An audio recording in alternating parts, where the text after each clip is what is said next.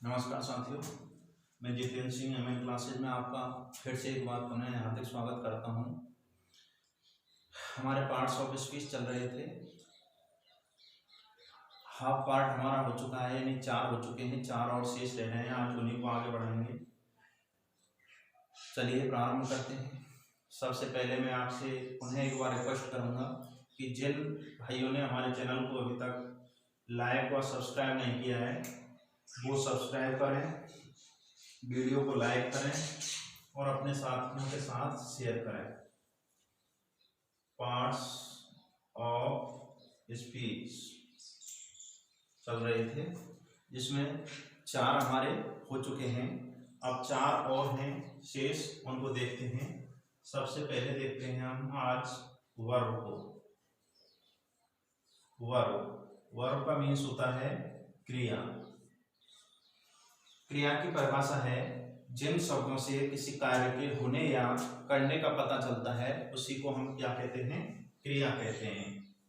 क्रिया यानी जिन शब्दों से किसी कार्य का होना या करना पाया जाता है। ठीक है भाइयों, जिन शब्दों से किसी कार्य का होना या करना पाया जाता है उसी को क्रिया कहते हैं। जैसे एग्जांपल देख लेते हैं। He is playing cricket. ठीक, यहाँ पर खेलने का कार्य किया जा रहा है, क्रिकेट खेलने का काम किया जा रहा है। तो काम कौन सा हो रहा है? खेलना। तो ये क्या हो गई? वर्ब। क्या खेला जा रहा है? क्रिकेट। या क्या हो गया?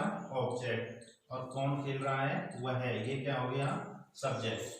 ठीक है, जब कर्ता के द्वारा जो क्रिया की जाती है उसी को हम क्या कहते हैं? क्रिया कहते हैं। यानी जो काम किया जाता है या जिन शब्दों से हमें पता चलता है कि कौन सा काम हो रहा है उसी को हम क्या कहते हैं? क्रिया कहते हैं। जैसे यहाँ प्लेइंग है, प्लेइंग से पता चल रहा है हमें कि वो क्या खेल रहा है? क्रिकेट खेल रहा है। ठीक, ऐसे ही और देख लेते हैं। Radha is singing a song. तो यहाँ पर राधा गाना गा रही है। ठीक है, तो सिंगिंग से हमें पता चल रहा है कि वो गा रही है। ठीक है, तो ये क्या हो गई? हमारी वर्ब हो गई। क्या गा रही है? A song. ये क्या हो गया? ऑब्जेक्ट हो गया। और कौन गा रही है? राधा। ये क्या हो गया? सब्जेक्ट। इस तरीके से हम पता लगा सकते हैं कि कौन सा वर्ब है, कौन सा सब्जेक्ट है और कौन सा ऑब्जेक्ट है। ठीक, इसके बाद आता है प्रपोजिशन। अब देखिए, दूसरा है प्रपोजिशन। प्रपोजिशन का मीनिंग्स होता है संबंध सूचक अव्यय। यानी वे शब्द, लिख लेते हैं, वे शब्द जो वाक्य में आए हुए संज्ञा व सर्वनाम का वाक्य में आए हुए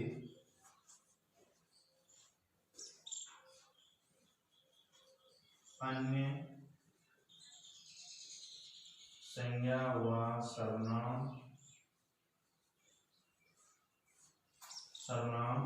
से संबंध बताते हैं उन्हें क्या बोलते हैं? हम प्रपोजिशन बोलते हैं। ठीक, वे शब्द जो वाक्य में आए हुए संज्ञा या सर्वनाम का वाक्य में आए हुए अन्य यानी दूसरे संज्ञा या सर्वनाम से संबंध बताते हैं, उन्हीं को हम क्या बोलते हैं, प्रीपोजिशन बोलते हैं।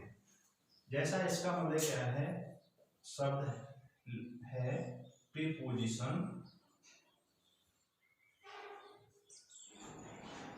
अगर इसके हम दो भाग करें तो दो भाग हो जाते हैं, पहला है प्री और दूसरा है पोजीशन। प्री का मतलब होता है पहले, पोजीशन का मतलब होता है स्थिति, यानी इनकी स्थिति कहां पर होती है, संज्ञा या सर्वनाम से पहले होती है। तो इसको हम लिख सकते हैं, इनका प्रयोग सामान्यतः संज्ञा व सर्वनाम से पहले किया जाता है, किया जाता है। जैसे एग्जाम्पल देख लेते हैं, the book is on the table. अब देखिए यहाँ पर ये है प्रीपोजिशन ऑन, किससे पहले प्रयोग किया गया है, द टेबल से पहले, यानी ये क्या है, एक नाउन है। और ये द बुक, ये भी क्या है, एक नाउन है। ठीक है, अब ये ऑन आया है, ये द टेबल का संबंध किससे बता रहा है, द बुक से, यानी जो पुस्तक है वो कहाँ पर रखी हुई है, टेबल के ऊपर रखी हुई है। ठीक है, इस तरीके से ये दो नाउन के बीच में संबंध को बताते हैं। और देख लेते हैं, he sat under a tree। अब देखिए यहाँ पर अंडर क्या है, अंडर क्या है, प्रपोजिशन है। ठीक, ये ट्री ये क्या है, नाउन है, और यहाँ पर ही क्या है, प्रोनाउन। ठीक, तो ही का संबंध किससे बता रहा है, पेड़ से बता रहा है, यानी वो कहाँ बैठा, पेड़ के नीचे बैठा। ठीक है, दोनों नाउन का एक दूसरे से संबंध बता रहा है। तो यही प्रीपोजिशन का काम होता है कि वाक्य में जितने भी नाउन या प्रोनाउंस होते हैं उन सभी का एक दूसरे से संबंध बताते हैं। ठीक साहब, अब देखिए तीसरा नंबर है कंजंक्शन। कंजंक्शन का अर्थ होता है समुच्चय बोधक अव्यय। देखिए, conjunction is a word which joins words and sentences, यानी कंजंक्शन एक ऐसा शब्द है जो शब्दों और वाक्यों को जोड़ता है, यानी एक दूसरे से कनेक्ट करता है, उन्हीं को हम क्या बोलते हैं, कंजंक्शन बोलते हैं। जैसे एग्जांपल देख लेते हैं हम, Radha and Sita are friends. ठीक, यहां पर देखते हैं हम, ये एंड आया हुआ है, ये दो नाउन को जोड़ रहा है। किसको जोड़ रहा है, दो नाउन को जोड़ रहा है, राधा और सीता को आपस में कनेक्ट कर रहा है। तो ये क्या हो जाएगा, कंजंक्शन हो जाएगा। ठीक है, इस तरीके से जो शब्द दो वाक्यों, दो शब्दों, दो फ्रेजेस, दो क्लॉजेस आदि को जोड़ते हैं, उन्हें ही हम क्या बोलते हैं, कंजंक्शन बोलते हैं। जैसे और देख लेते हैं, he is rich what miser। देखिए ये रिच एडजेक्टिव और माइजर भी एडजेक्टिव। ठीक है, दोनों को कनेक्ट कर रहा है, बट ये क्या हो गया, कंजंक्शन हो गया। क्या हो गया, कंजंक्शन हो गया, क्योंकि ये दोनों शब्दों को जोड़ रहा है। यानी ही इज रिच, वो क्या है, धनवान है लेकिन कंजूस है। वह कैसा है, धनवान है लेकिन कंजूस है। तो ये वर्ड दोनों शब्दों को, रिच और माइजर को जोड़ रहा है, कनेक्ट कर रहा है। तो दो शब्दों, दो वाक्यों, दो फ्रेजेस, दो क्लॉजेस आदि को जोड़ने के लिए जिन शब्दों का प्रयोग किया जाता है उन्हें ही हम कंजंक्शन बोलते हैं। ठीक साहब, देखिए अगला है इंटरजेक्शन, जिसे हम विस्मयादि बोधक अव्यय बोलते हैं।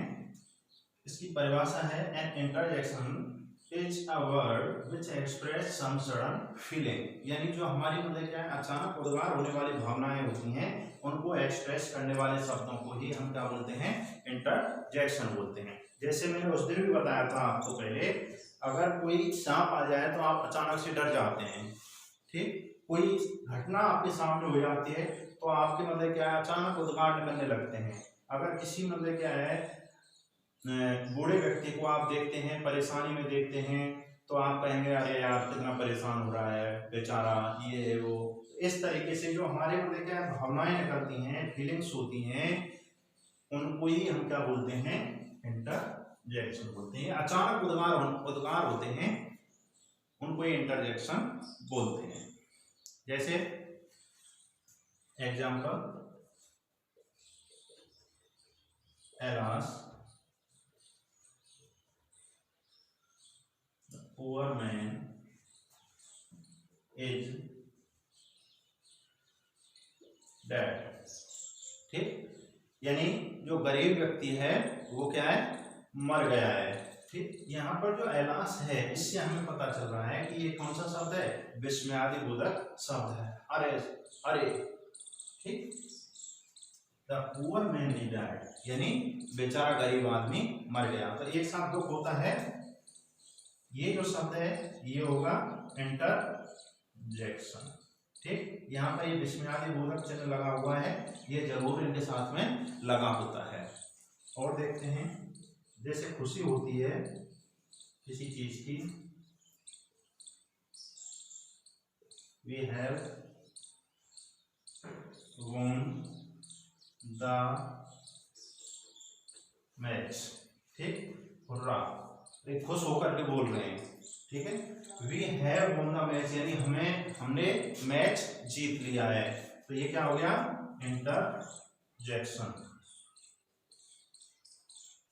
अचानक उत्पन्न होने वाली भावनाओं को जो शब्द प्रकट करते हैं उन्हें क्या बोलते हैं, हम विस्मयादि बोधक अव्यय बोलते हैं। इस प्रकार से हमारे पार्ट्स ऑफ स्पीच सभी समाप्त हो गए हैं, यानी 8 पार्ट्स ऑफ स्पीच हैं वो सारे के सारे कंप्लीट हो गए हैं दोनों वीडियोज में। दोनों को आप देखें। अब यहाँ से आगे हम प्रत्येक पार्ट को एक एक करके कंटिन्यूअस करेंगे, जो बहुत ही मतलब अच्छा होने वाला है।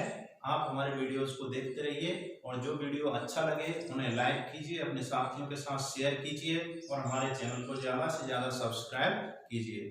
Thank you.